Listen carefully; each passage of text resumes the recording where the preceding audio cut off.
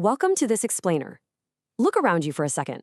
The walls of your room, the sky outside, even your own hands. What if I told you absolutely none of it is physically real? Today, we're exploring the mind-bending possibility that everything around us is actually a digital construct. We're diving deep into the simulation hypothesis. It's this wild concept that connects ancient philosophy, cutting-edge quantum physics, and, yeah, even modern pop culture. It's a profound question, the kind that has literally kept scientists and philosophers awake at night for decades. And today, we're going to unpack the whole shebang together. Seriously, take a second right now and look at the screen in front of you. Is the device you're watching this on actually real? Or is it just a perfectly rendered object inside some incredibly advanced computer simulation? You know, kind of like the world of the Matrix. Now, I know that sounds like pure science fiction, but we're actually going to look at real, peer-reviewed scientific papers and rigorous philosophical frameworks to see if we can answer that exact question. Section 1.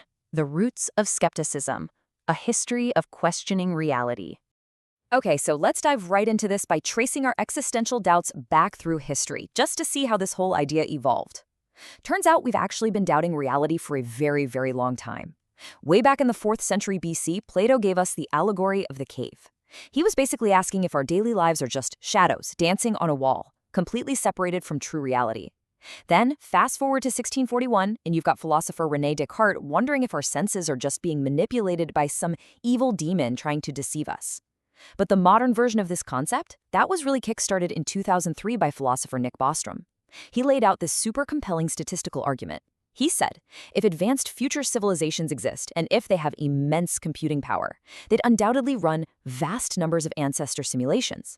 So, statistically speaking, it's far more likely we're living in one of those billions of simulated realities rather than the one original base reality. Think about it. If one reality can spawn a billion simulations, the odds of us being in the original one are literally 1 in a billion. Crazy, right? Section 2, Rendering a Virtual Reality, the Physics of Saving Computational Power. So, to understand how this might actually work, physicists are starting to apply the logic of modern video games to the entire universe. There's this fascinating 2017 paper by Tom Campbell and his colleagues that looks at reality purely from a computational perspective. They argue that if a finite system is running a simulation of our universe, well, it inherently has limited computational resources, right? To avoid crashing the system, it has to minimize computational complexity. And game developers do this literally all the time. Just look at massive games like No Man's Sky, which has something like 18 quintillion planets. The game engine doesn't render the entire universe all at once in the background. Instead, it procedurally generates the trees, the rocks, the landscapes, only at the exact moment a player actually turns around to look at them. And this perfectly illustrates why our universe might behave less like solid matter and way more like a video game engine, selectively drawing the horizon. As Campbell's paper states, to minimize computational complexity, the system performing the simulation would render reality only at the moment the corresponding information becomes available for observation by a conscious observer. Simply put, if no one's looking, the universe doesn't even bother doing the math to render it perfectly. It just stays as abstract code until you come along and force it to become physical reality.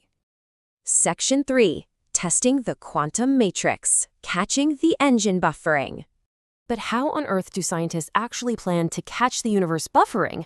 Well, the crucial clue lies in the famous classical double-slit experiment, which tests wave-particle duality. When scientists shoot particles, like light photons, through two tiny slits, they form an interference pattern, basically a wave pattern. This implies that a single photon somehow goes through both slits at once, almost like a ripple in a pond crossing over itself. But here is where it gets really weird. If scientists place a microscopic detector right at the slits to measure exactly which way the particle goes, that wave pattern entirely collapses. Suddenly, the photon acts like a solid little bullet, forming a standard particle pattern. Campbell's team views this mind-bending physics quirk entirely through the lens of a computer trying to save resources. Think about it. If the system knows that you, the player, are collecting that which-way data, it's forced to render a crisp, definitive particle. It has to maintain logical consistency because you're literally looking at the code. But if you aren't looking, well, it saves computing power by just leaving the particle as a fuzzy, unresolved probability wave. So, researchers decided to try and trick the simulation. Campbell proposes this absolutely fascinating macroscopic delayed erasure experiment. Imagine running that exact same double-slit experiment, but this time you record the which-way tracking data onto a USB flash drive, and you record the final impact pattern on a completely separate USB drive.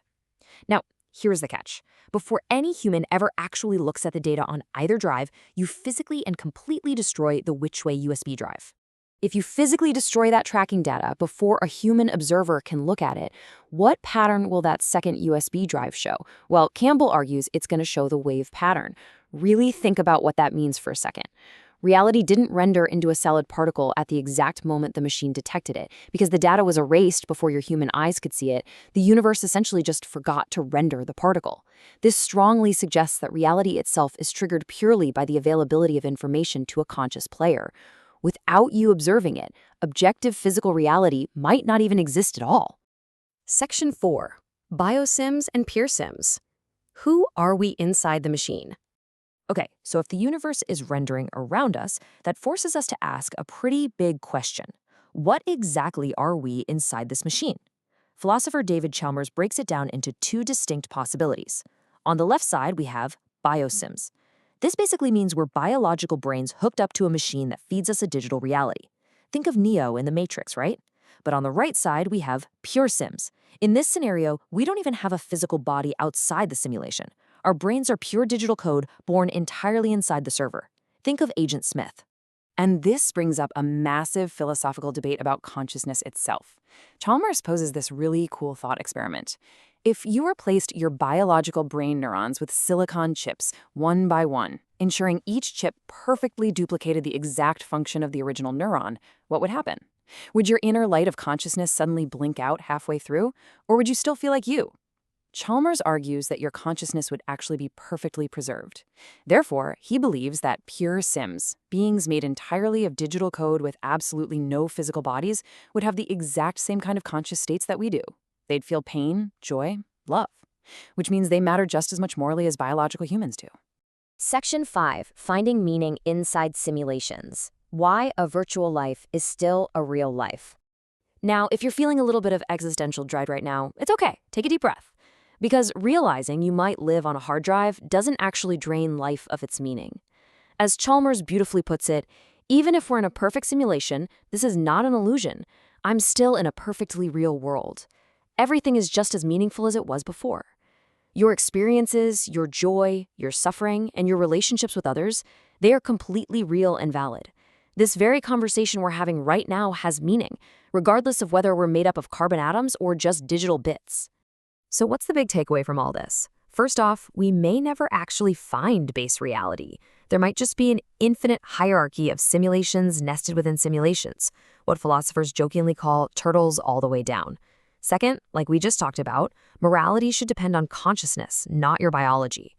And finally, if we are in a simulation, forming some new religion around our simulator creator doesn't really make a ton of sense. They aren't necessarily some benevolent, all-knowing God.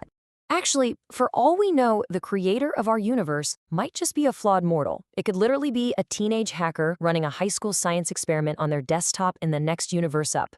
So I'll leave you with this final thought. Knowing your entire reality might be someone else's desktop experiment, does it actually change the value of your existence? Or do you still have to wake up, go buy groceries, pay your taxes, and live your life tomorrow? Think about that the next time you look up at the stars, or, the rendered pixels of the sky. Thank you for joining me for this explainer.